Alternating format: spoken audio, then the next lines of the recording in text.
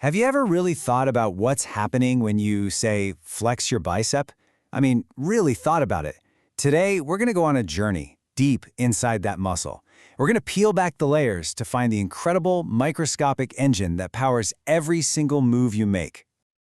It all boils down to this, right? You think it, and then it just happens. It feels so simple. But how? How does a signal from your brain, just a little electrical impulse, command your body to move with such amazing precision and power? Well, that's the exact mystery we're going to solve together. To really get this, we have to take the machine apart, piece by piece. Think of it like we're using a superpowered microscope, starting with the whole muscle you can see and feel, and then just zooming in, until we find the fundamental parts that make it all work. Okay, so our first stop on this zoom in is the outer casing. Every single skeletal muscle you have is wrapped up in this tough protective layer called the epimysium.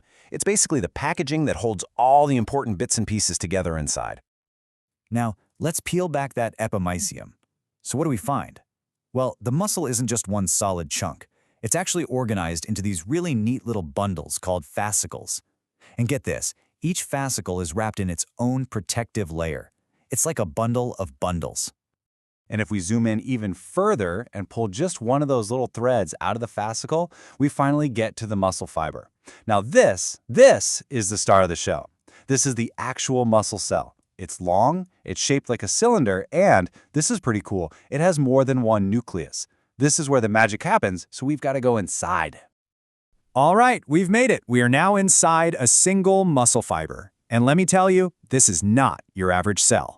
This place is a highly specialized factory, and it's built for one main purpose: to contract. So let's take a look at the specialized machinery it uses to get the job done. So inside this factory, you've got three key players. First, there's the sarcolemma. That's basically the factory wall.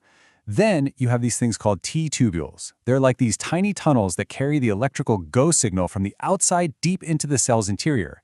That signal hits the sarcoplasmic reticulum, which is basically a giant storage tank just packed with calcium ions. And that calcium, trust me, that calcium is the key to everything. Okay, now we're really getting to the good stuff. Deep inside the muscle cell are the actual parts that do all the pulling. We're on the hunt for the engine of contraction, and its name is the sarcomere. You know, if you ever look at skeletal muscle under a powerful microscope, you'll see it has these very distinct stripes. That striped, or striated pattern isn't just for looks. Oh no. It's the visual proof of a highly organized, repeating arrangement of two superstar proteins, the thin filaments, called actin, and the thick filaments, called myosin. And this repeating pattern of actin and myosin filaments, well, that's what forms the sarcomere. This right here, this little guy, is the fundamental unit of muscle contraction. It's the engine.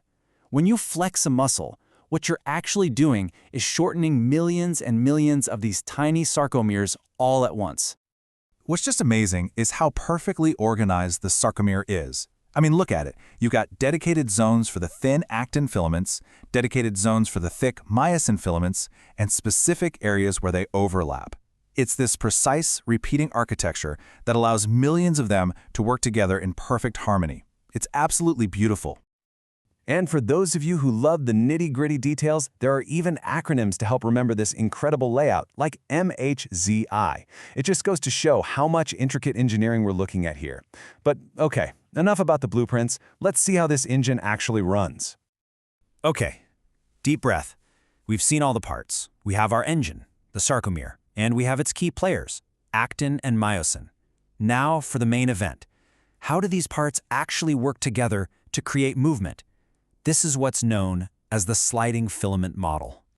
But hang on, before this engine can just fire up whenever it wants, there are some really important safety features in place. Think of them as gatekeepers. You have two regulatory proteins, tropomyosin and troponin. Tropomyosin is this long protein that lies right on top of the actin filament, and it physically blocks the spots where myosin wants to bind. And troponin, that's the lock that holds tropomyosin firmly in that blocking position. So how do we get past those gatekeepers? Well, once they're unlocked, and we'll see how in a second, the myosin heads can finally grab onto actin and pull. And the action is best described as this powerful rowing motion. Just picture thousands of tiny little oars all grabbing a rope and pulling in perfect sync. So let's walk through the whole thing, step by step. It all starts with that electrical signal from a nerve. That signal zips down the T-tubules and tells that storage tank, the sarcoplasmic reticulum, release the calcium. And boom, calcium floods the area. Now here's the magic moment. That calcium binds to the troponin lock, which immediately pulls the tropomyosin gate out of the way. With the binding sites open, the myosin heads can finally attach to the actin. Then comes the power stroke, the pull. And finally, a little energy molecule called ATP comes in, binds to the myosin head, and forces it to let go, so it can reset and get ready to grab and pull all over again. So what does all that rowing actually accomplish? Well, you can see the result right here. The really key thing to understand is that the filaments themselves, actin and myosin, they don't shrink or get shorter. They simply slide over each other. This causes those Z-lines to get pulled closer and closer together, which shortens the entire sarcomere. Now, multiply that tiny action by millions and millions of sarcomeres, and you get a full muscle contraction.